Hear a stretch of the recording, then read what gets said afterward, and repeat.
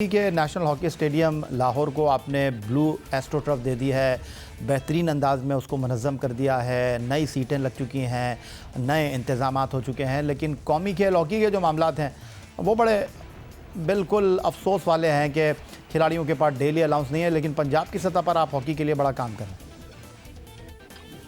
या भाई बिल्कुल देखें जो पंजाब की ये है एक एसोसिएशन है, जिस तरह हमारा पंजाब स्पोर्ट्स बोर्ड है, ये पंजाब के लड़कों को जो है वो ज़्यादा प्रेफर करता है। उसकी वजह ये है क्योंकि वो अपने सूबे के में खेलों को ज़्यादा तरक्याती काम में हम देखते हैं कि एक काम हेल्प आउट करता है। ऐसा नहीं है कि हम लोग हॉकी के लिए कुछ करना नहीं चाहते। आपको बताते चले कि हॉकी का भी जो पाकिस्तान टीम का कैंप था वो यहाँ पे लगवाया हम लोगों ने अपने पास। पंजाब ने उनकी डेली अलाउंसेज, उनके खाने पीने का इंतजाम हमने किया, रिहाइश का इंतजाम हमने किया।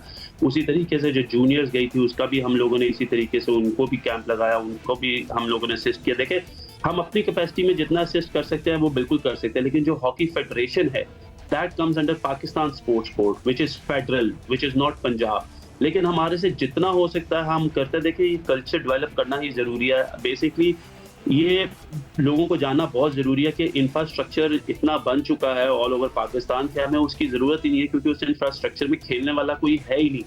हमारा मकसद ये होना चाहिए कि हम प्लेयर्स पे पैसा लगाएं, हम प्लेयर्स को बनाएं, हम लोग उनको प्रोफेशनली जो है उनको इक्विप करें। क्योंकि जिस तरह आपने बात की हॉकी को देख के वाकई अफसोस होता है कि ना उन लोगों के पास डेलियां हैं, लेकिन एटलीस्ट इतना टैलेंट है कि फिर भी हम हर कंपटीशन में कहीं ना कहीं सेमीफाइनलिस्ट या फाइनलिस्ट होते हैं। हाँ, इसलिए मैंने ये सवाल किया आप, क्योंकि आप पाकिस्तान के कौमी खेल हॉकी के लिए बड़ा काम कर रहे हैं। मुख्तलिफ कैंप मुनक्किद हुए और फिर जिस तरह नेशनल हॉकी स्टेडियम लाहौर की तज़ीन व आराइश हुई है, 30 करोड़ रुपए आपने खर्च किए हैं पंजाब हुकूमत ने, तो वाकई काबिल तहसीन है। अब मैं वापस आ जाता हूँ आपके राइजिंग पंजाब गेम 2024 की तरफ। अब आप जैसे नाम से ही जाहिर है राइजिंग पंजाब गेम्स 2024, तो इसमें कुछ आपने एज की लिमिट रखी है या ये ओपन फॉर ऑल है? नहीं या भाई, this is open for all the players. देखिए, हम लोग चाहते हैं कि पंजाब के पास बेस्ट एथलीट आए। मैं उन चीज़ों पर बिलीव नहीं करता कि एज फैक्टर जो है वो किसी भी प्लेयर को रोकना चाहिए। आई थिंक अगर कोई प्लेयर फिट है और वो अगर अपने सूबे की नुमाइंदगी कर सकता है तो उसको ज़रूर करनी चाहिए। वहाँ चूँकि आप खुद एक एथलीट हैं, आप खुद एक एथलीट हैं, तो आप चाहते हैं कि खेलों की तरवीज तरक्की के लिए काम करें। जिन हर्डल्स का आपको सामना करना पड़ा है क्रिकेट में, तो वो मसाइल नहीं है जो पाकिस्तान के दीगर खेलों में है, तो आपको डेफिनेटली अप्रिशिएट करना चाहिए कि आपने एक ऐसा मैकेनिज़्म बनाने की कोशिश की है कि सिर्फ एक मरतबा का नहीं है। आपने कोशिश की है कि पूरे साल खिलाड़ियों को वो पैसे मिलते रहें, क्योंकि पाकिस्तान में वसाइल की खेलों के हवाले से बड़ी कमी है। तो मैं आपसे ये जानना चाहता हूँ कि ये जो इतना अच्छा आपने इनिशिएटिव लिया है, पाकिस्तान स्पोर्ट्स बोर्ड को आपने ऑन बोर्ड लिया है, पाकिस्तान ओलंपिक एसोसिएशन को आपने ऑन बोर्ड लिया है, कि ये जो बैडमिंटन के खिलाड़ी हैं, ये जो एथलेटिक्स के खिलाड़ी हैं, ये जो टैलेंट है जिसको आप पॉलिश कर रहे हैं, जिसको आप एक प्लेटफॉर्म मुहैया कर रहे हैं, ये पाकिस्तान का नाम रोशन करे, ज़ाया ना हो जाए। बिल्कुल। देखिए याया भाई, हमने टीमें क्यों बना रहे हैं? हम राइजिंग पंजाब गेम सिर्फ इस वजह से नहीं कर रहे, हम इस वजह से भी करें कि पंजाब अपनी टीम्स को खुद डेवलप करे। इन बच्चों के कैंप्स लगाए जाएंगे, इन लोगों को मुआवजा दिया जाएगा। मैं थोड़ा सा आपको बता दूं कि जब मैं आया यहाँ पे, और जो अगर आप प्लेयर्स से पूछेंगे तो जब हम कोई कंपटीशन जीतते थे तो प्लेयर का मैक्सिमम इनाम होता था 25 से 30 हज़ार रुपया। लेकिन अगर आप अभी हमारे राइजिंग पंजाब गेम्स में देखिए तो बैडमिंटन का जो विनर है उसको 2 लाख रुपया और लूजर को 1 लाख रुपया मिलेगा। इसी तरीके से ये मेन वुमेन्स इक्वल है। टेबल टेनिस पे भी वही है। हॉकी में कभी इतना इनाम नहीं दिया गया था। 25 लाख रुपया विनिंग, 15 लाख रुपया लूजिंग टीम को दिया जा रहा है। वॉलीबॉल में 15 लाख और 10 लाख रुपया दिया जा रहा है। तो देखिए, मुझे ऐसा लगता है कि प्लेयर्स को जब तक आप इंसेंटिव नहीं देंगे तो आपके सामने खिलाड़ी नजर के ऊपर के सामने नहीं आएगा। और फिर जो इस कंपटीशन के बेस्ट प्लेयर्स होंगे, हमारे डीजी साहब ने इसके ऊपर काम किया, एक सिलेक्शन कमेटी जो है वो तश्कील दिया है, वो इन बच्चों को रखेगी और फिर उनको ABC कैटेगरी में 70,000, 50,000 और 30,000 रुपया मुआवजा दिया जाएगा ताकि उनको फाइनेंशियल सिक्योरिटी रहे। तो देखिए, ये एक बहुत बड़ा स्टेप है under the supervision of Mohsin Naqvi साहब, कि उनका ये विजन था कि हम स्पोर्ट्स को ऊपर लेके जाएं। और आज तक हिस्ट्री में जितने इनामात हमने ये एक साल में दिया, अगर हम पिछले सालों में भी जाएं तो मुझे लगता है कि हम लोग वो नहीं कर सकते थे।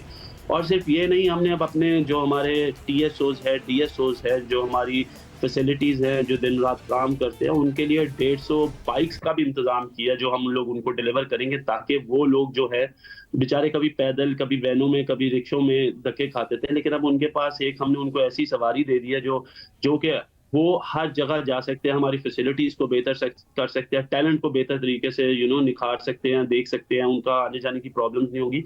तो ये वो अचीवमेंट्स हैं जो आज से पहले कभी पिछले 25 से 30 साल में नहीं हुई। चलें बाब, और ये भी होता रहेगा। आप चूँकि मौजूद हैं हमारे साथ, तो आप हों और क्रिकेट की बात ना हो, ऐसे हो नहीं सकता। लेकिन चूँकि आज हमने आपसे वक्त लिया था राइजिंग पंजाब गेम 2024 के हवाले से, तो वो हमने सारे सवालात आई होप कि आपसे कर लिए होंगे और आपने अपनी बात मुकम्मल कर ली होगी। तो मैं आपसे ये जानना चाहता हूँ कि ऑस्ट्रेलिया का दौरा ख़त्म हो गया, न्यूजीलैंड का दौरा ख़त्म हो गया, आपने जो काम किया, नए खिलाड़ियों को डोमेस्टिक की सतह पर मुंतखब किया, उन्होंने डिलीवर किया नहीं किया, सवालात अपनी जगह हैं। लेकिन अब चूँकि आपके बॉस ही कहूँगा, मोहसिन रज़ा नकवी वज़ीर आला पंजाब हैं, निगरां वज़ीर आला, और आप निगरां वज़ीर खेल पंजाब हैं, और आप लोगों की अच्छी केमिस्ट्री भी है।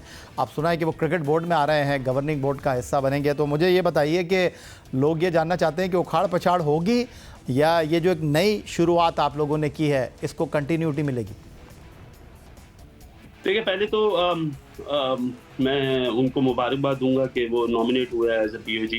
ये अब देखेंगे कि इलेक्शंस होने के बाद क्या वो इलेक्ट होते हैं या नहीं होते। पहले तो हमें इस चीज़ को देखना होगा।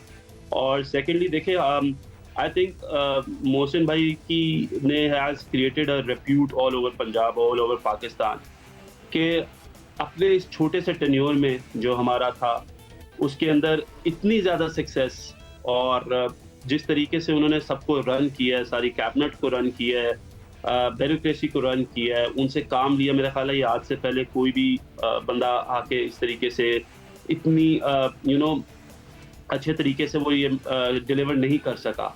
So probably very high hopes और फॉर हिम, और वो आएंगे, और हो सकता है कि जब क्रिकेट को भी बेहतर करना होगा या चीज़ों को उनको लगेगा बेहतर करना होगा, तो ये तो मैं आपको श्योरिटी से कह सकता हूँ कि इम्प्रूवमेंट तो आएगी।